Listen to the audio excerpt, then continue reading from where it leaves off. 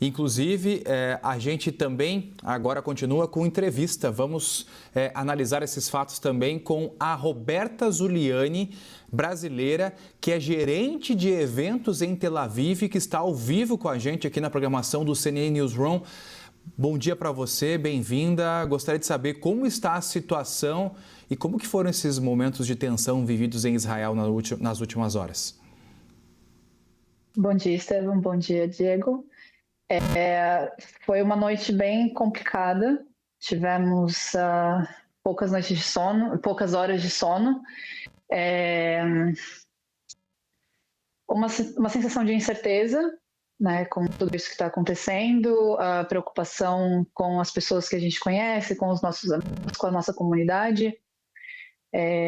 Mas felizmente nós temos um ótimo sistema de defesa, temos o Home Front Command, né, que manda a gente para o abrigo quando a gente tem que ir para o abrigo, e nós seguimos todas as diretrizes de segurança, e isso diminui bastante todos os riscos que nós temos, mas não deixa de ser uma situação bem complicada e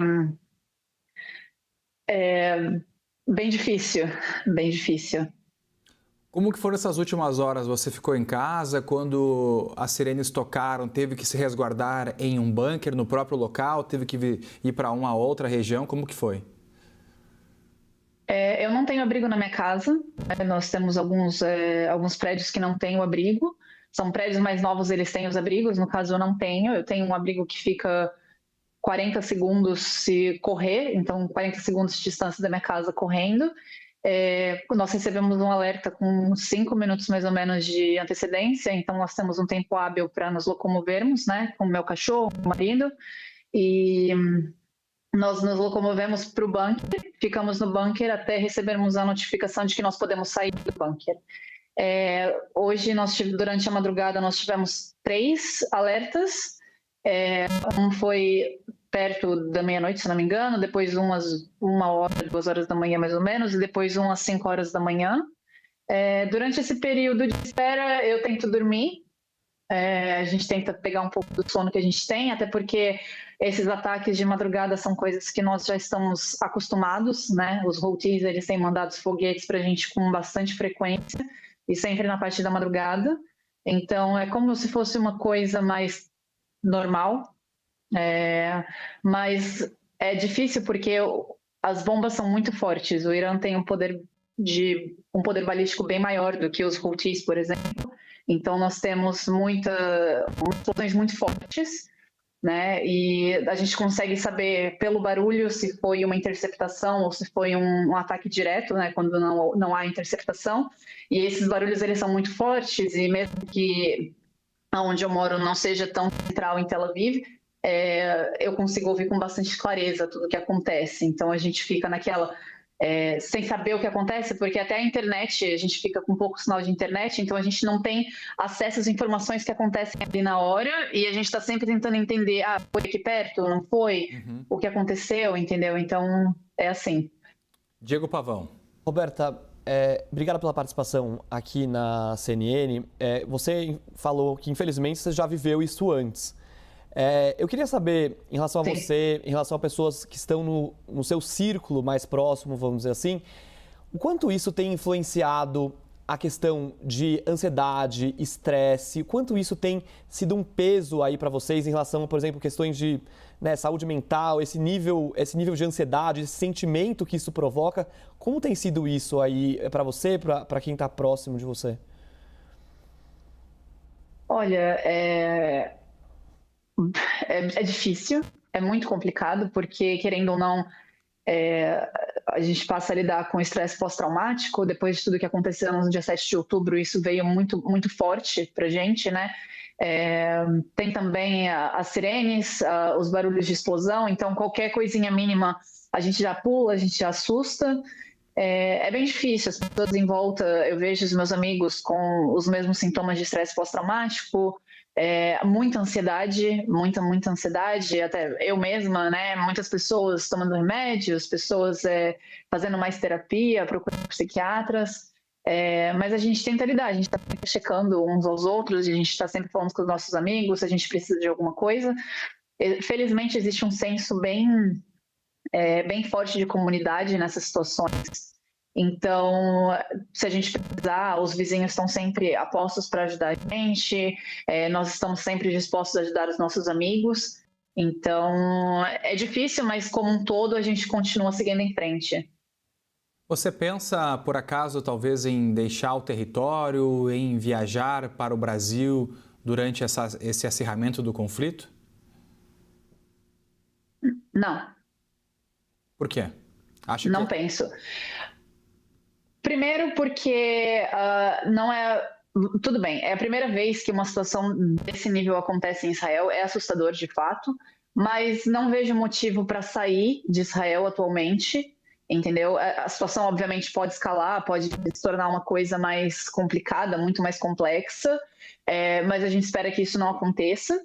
E não vejo motivos para falar, estou indo para o Brasil agora. A minha vida é aqui, as minhas coisas, a minha família, tudo aqui. Não é tão simples pegar todas as minhas coisas e sair daqui como se eu fosse uma refugiada de guerra, enquanto a vida aqui continua. Isso é uma coisa que as pessoas não têm muita noção. Inclusive, os meus familiares sempre me perguntam isso, mas você não pensa em voltar para o Brasil? Eu tenho vários amigos que falam, nossa, mas por que você ainda não pegou as suas coisas e veio embora? É porque as coisas não funcionam assim. Entendeu? Eu acordei hoje, obviamente acordei bem mais tarde porque eu estava muito cansada da noite, bem conturbada, e saí com a minha cachorra, entendeu? E fui ao mercado. Então a gente tenta manter a nossa rotina e essas coisas continuam acontecendo. Se você sair para Tel Aviv mais para o centro, você vai ter mercados que são abertos porque são serviços essenciais, mas você também vai ter cafés, restaurantes que abriram, porque as pessoas tentam ter a vida mais perto da normalidade para você não enlouquecer. Diego. Roberta, você trabalha com eventos aí em Israel e você já viveu situações parecidas, né, como você falou agora há pouco. Eu queria saber como é que esse setor tem sido impactado, você que trabalha com isso, como esse setor tem sido impactado por essas tensões, esses mísseis que são interceptados. Existem agora eventos que estão sendo cancelados, adiados, como é que está isso? Sim, todos os eventos estão cancelados em todo o país. Isso daí é uma diretriz de segurança. Isso começou a valer na quinta-feira de madrugada, quando Israel iniciou os ataques contra o Irã.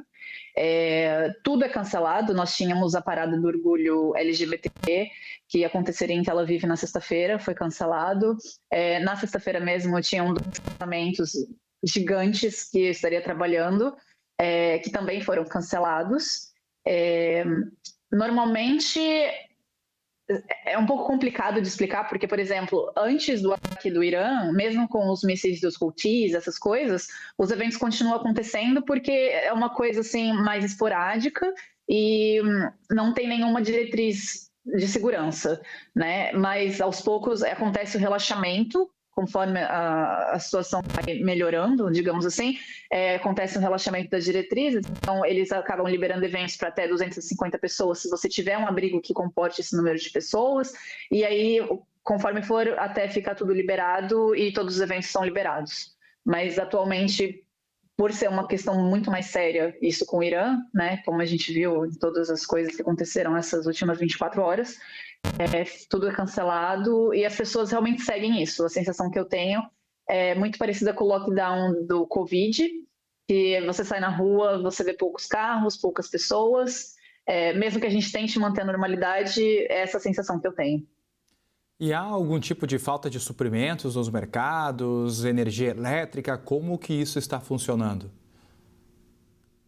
Nós não temos nenhum tipo de problema com energia elétrica, está tudo funcionando normalmente.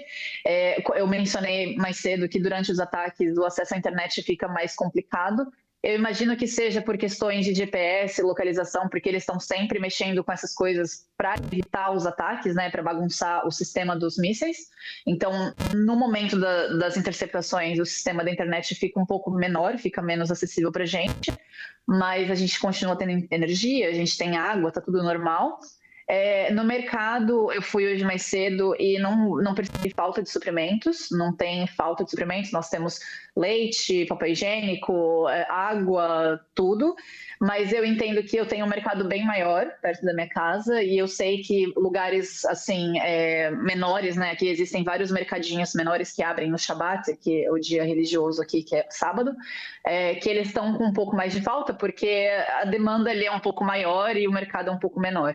Mas fora isso, tá tudo ok, por enquanto. Diego. Roberta, eu queria saber agora com você sobre os próximos dias. Como vocês esperam esses próximos dias? Existe algum tipo de orientação que está vindo do governo para a população? Como vocês também sentem que vai ser esses próximos dias, de acordo com o que vocês já passaram antes? Como você vê isso agora, esse futuro? Olha, é uma caixinha de surpresas, né? As coisas aqui, elas são muito voláteis, eu acho que essa é a palavra correta.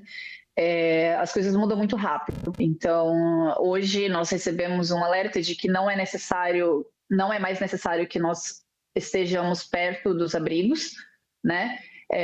Então, tá normal, mas as restrições de segurança ainda se aplicam, as coisas estão fechadas, as escolas não funcionam, nada disso. Mas tudo pode mudar, a gente não sabe o que pode acontecer, nós ficamos em estado de alerta, obviamente. O que eu acho é que em 2, 3 dias a situação pode voltar a ficar normal, então tudo se resume. Então nós vamos voltar a trabalhar, as coisas vão voltar como se nada tivesse acontecido, entre aspas. Obviamente as prefeituras e o governo trabalhando com todas as pessoas e famílias que foram atingidas pelos mísseis nessas últimas 24 horas, mas ao mesmo tempo a gente pode ter mais um ataque do Irã, entendeu? E aí mais destruição e mais ataques de Israel. O que nós estamos sendo informados é de que isso vai durar mais do que alguns dias. Eles estão falando coisa assim de pelo menos uma semana, de que essa situação ainda se estenda. Então a gente não tem muita certeza de nada, no geral. Entre vocês também há o receio das armas nucleares do Irã. Isso é algo que é comum nas conversas em Israel? Olha, no meu círculo social, não. Eu percebo que isso é uma coisa que vem bastante do Brasil, dos meus amigos brasileiros, eles mencionam isso muito. Mas é justamente contra isso que Israel está lutando, entendeu? Então, o nosso sentimento aqui, das pessoas próximas a mim, isso eu falo assim, completamente das pessoas próximas a mim, é de que toda essa situação está acontecendo para que justamente nós não estejamos no risco de um ataque nuclear.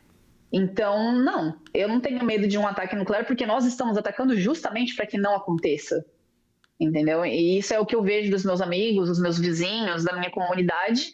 A gente não tem o medo de uma arma nuclear. Diego. Roberta, falando ainda sobre essa questão, esse medo do Irã, você tem visto aí nas ruas, verificado algum sentimento muito forte anti-Irã? Porque, claro, a retórica do governo israelense, do primeiro-ministro Benjamin Netanyahu, é uma retórica, claro, muito inflamada contra o Irã, mas é o que se vê nas ruas, de fato, entre os israelenses e entre os moradores. Como é que você tem visto essa questão? Olha, eu acho que é muito mais do que natural que você veja as pessoas contra um regime que está tentando te assassinar, tá? Então, é isso que eu vejo. O Irã, ele abertamente quer assassinar israelenses, quer assassinar judeus e qualquer pessoa que esteja dentro do território israelense. Então, é muito mais do que natural de que as pessoas estejam contra isso. Nós não estamos contra os iranianos em si, nós somos contra o regime iraniano, que são pessoas que estão literalmente gritando morte a Israel. E isso significa morte a qualquer pessoa que more dentro de Israel, e inclusive árabes, muçulmanos que moram dentro de Israel, não somente judeus ou cristãos. Conversamos com a brasileira Roberta Zuliani, gerente de eventos em Tel Aviv, mora em Israel. Muito obrigado, Roberta, pela sua participação e desejamos aí dias melhores para toda a comunidade. Obrigada a vocês, tenham um bom dia.